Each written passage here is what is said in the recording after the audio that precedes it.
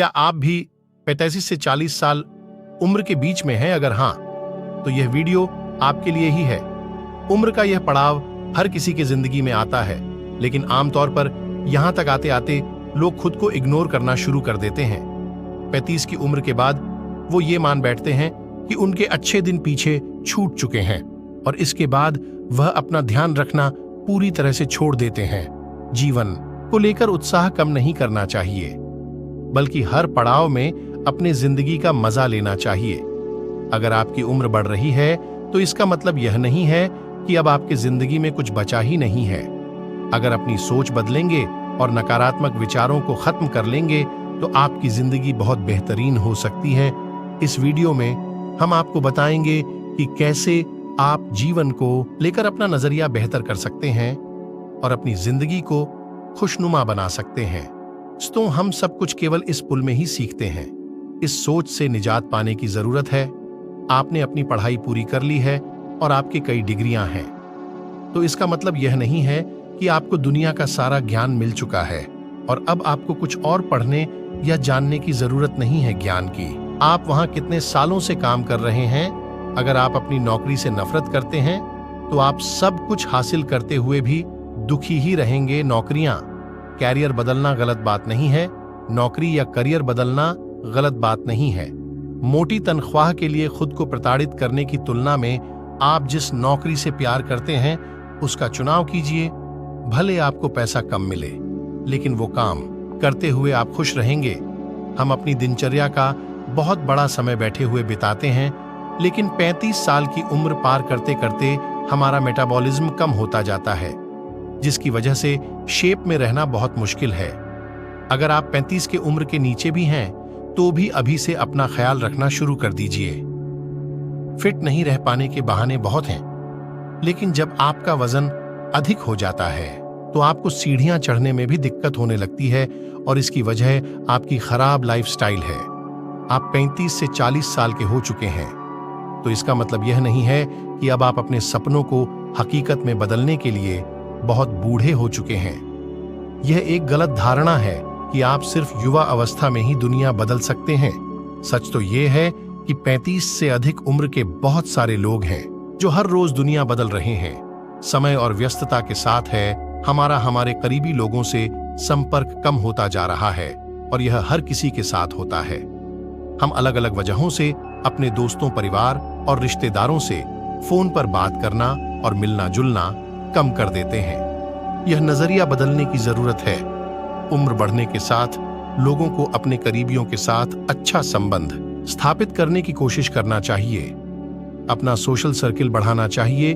अगर अपनी क्लास में टॉपर या स्टार थे या आपने हर नौकरी के दौरान शानदार परफॉर्मेंस किया है, तो इन उपलब्धियों को हमेशा सहेज कर ना रखें, बल्कि इन्हें पीछे छोड़कर आगे नई उपलब्धियां हासिल करने पर ध्यान केंद्रित करें। सच तो यह है कि आपने पहले क्या किया, इस बात का किसी को फर्क नहीं पड़ता, बल्कि लोग यह जानना चाहते हैं कि आप आगे क्या करने वाले हैं। हम सभी किसी न किसी तरह के बुरी आदतों से घिरे हुए हैं।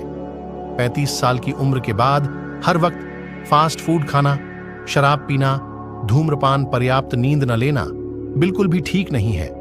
यूं तो 35 की उम्र से पहले भी ऐसी आदतें शरीर को नुकसान पहुंचाती है, लेकिन जैसे जैसे उम्र बढ़ती है हमारा मेटाबॉलिज्म कम होता जाता है। इसीलिए हमारे शरीर को अधिक तवज्जो देने की जरूरत है। कभी कभी हम जाने अनजाने में कुछ ऐसी गलतियां कर जाते हैं जिनका पछतावा हमें फिर बाद में होता रहता है। जब हम गलतियां करते हैं तब हम इस बात का बिल्कुल भी पता नहीं रखते हैं। इस गलती से हमारे जीवन में आगे चलकर कोई प्रभाव भी पड़ सकता है। कभी कभी हमारी ज्यादा अच्छाई भी हमारे दुख का कारण बन जाती है। हमें पता ही नहीं चलता है कि हम स्वयं ही अपने लिए खाई खोद रहे हैं। एक समय की बात है, एक नगर में एक युवक रहता था। युवक का परिवार बहुत गरीब था। उसके परिवार में आए दिन किसी न किसी बात को लेकर झगड़े चलते रहते थे। वह युवक इन झगड़ों से बहुत परेशान था।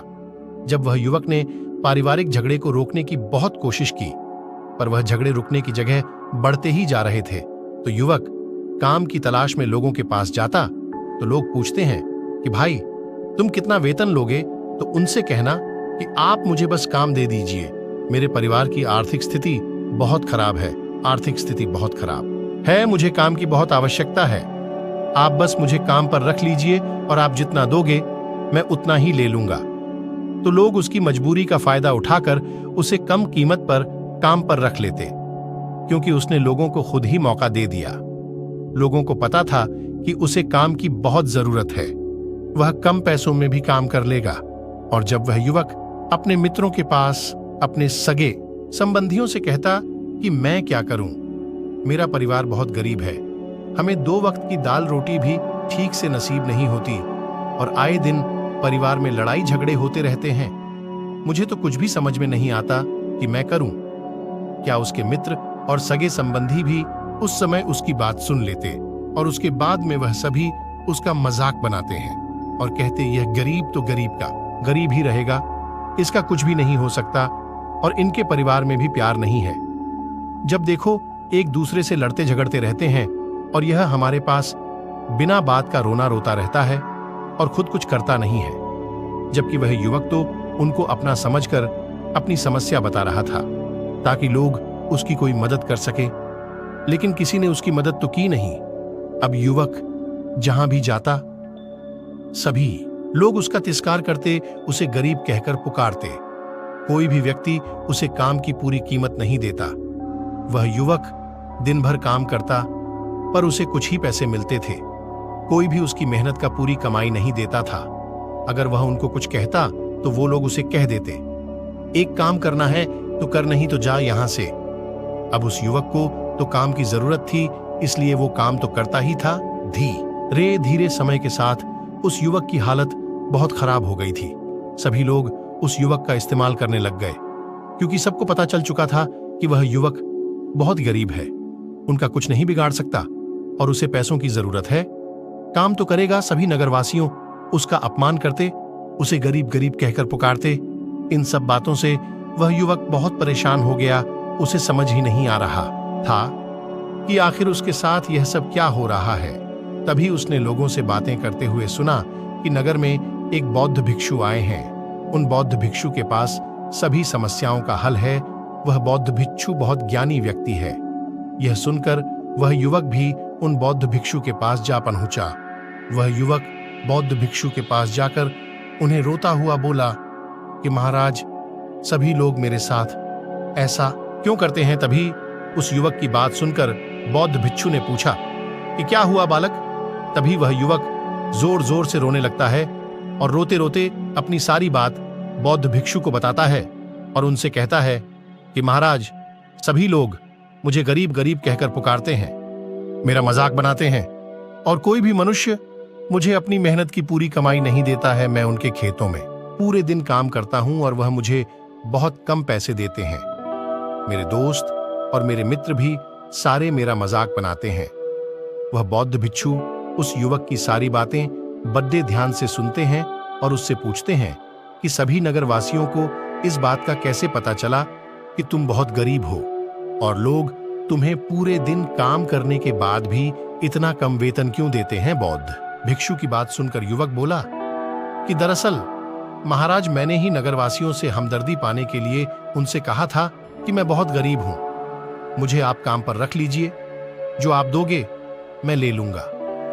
यह सुनकर वह बौद्ध भिक्षु बोले, इसमें लोगों की क्या गलती है। अगर नगरवासी तुम्हारा मजाक बनाते हैं, तुम्हें कम वेतन देते हैं, तो इसमें तुम्हारी गलती है।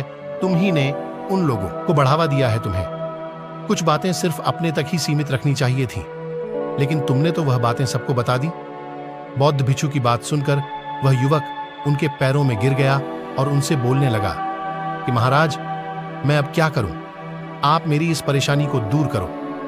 युवक की बात सुनकर बौद्ध भिक्षु बोले, देखो, अब जो हो गया उसे तो वापस नहीं लाया जा सकता है, लेकिन आज मैं तुम्हें ऐसी 7 बातें बताऊंगा जो तुम्हें कभी भी किसी को नहीं बतानी है, सिर्फ अपने तक ही सीमित रखनी है। चाहे फिर वह तुम्हारा मित्र ही क्यों ना हो या फिर कोई सगा संबंधी ही क्यों ना हो, तुम्हें यह बातें किसी को नहीं बतानी है। बौद्ध भिक्षु की बात सुनकर वह युवक बड़ी प्रशंसा से बोला कि बताइए महाराज, वह कौन सी बातें हैं। जिन्हें हमें बताना चाहिए। फिर बौद्ध भिक्षु ने युवक से कहा कि जो तुम्हें पहली बात किसी को नहीं बतानी चाहिए, तुम्हारे जीवन का सपना। हम क्या करते हैं, हम अपने सपने को सभी को बता देते हैं कि मैं यह करूंगा, मैं बड़ा होकर यह बनना चाहता हूं। हमें ऐसा लगता है कि लोग सुनकर बहुत प्रसन्न होंगे कि मैं कितना बड़ा आदमी बनना चाहता हूं, लोग मेरी प्रशंसा करेंगे, लेकिन ऐसा होता नहीं है। जब हम अपने सपने को लोगों को बता देते हैं तो हमारे मन में संतुष्टि का भाव जाता है। हम मन ही मन बहुत खुश होते हैं, जिससे हम अपने सपने के प्रति वो जुनून नहीं रख पाते हैं जो हमारे पहले था। जब हम अपने सपने लोगों को बता देते हैं तो उनकी उम्मीदें हमसे बढ़ जाती है। वह हमारे ऊपर और भी ज्यादा ध्यान देने लगते हैं, जिससे कभी कभी हम तनाव में भी आ जाते हैं और फिर यही तनाव हमारे जीवन में असंतुलन पैदा करता है और फिर हम अपने सपने से, अपने लक्ष्य से भटक जाते हैं। जब हम अपने सपने किसी को बताते हैं तो आपको कुछ लोग तो प्रेरणा देंगे, जिससे आपको आगे बढ़ने में हिम्मत मिलेगी, लेकिन बहुत से लोग ऐसे हैं जो आपको प्रेरणाहीन करेंगे, आपको डिमोटिवेट करेंगे, जिससे आप आपके लक्ष्य से भटक सकते हो। इसीलिए जो भी आपका सपना है उसे पूरा करो, उसके बाद ही लोगों को बताओ। अगर पहले बता दोगे तो लोग रुकावटें पैदा कर देंगे, और सपने को अगर चुपचाप तुमने पूरा किया तो लोगों को स्वतः ही पता चल जाएगा कि तुमने कौन सा सपना हासिल किया है।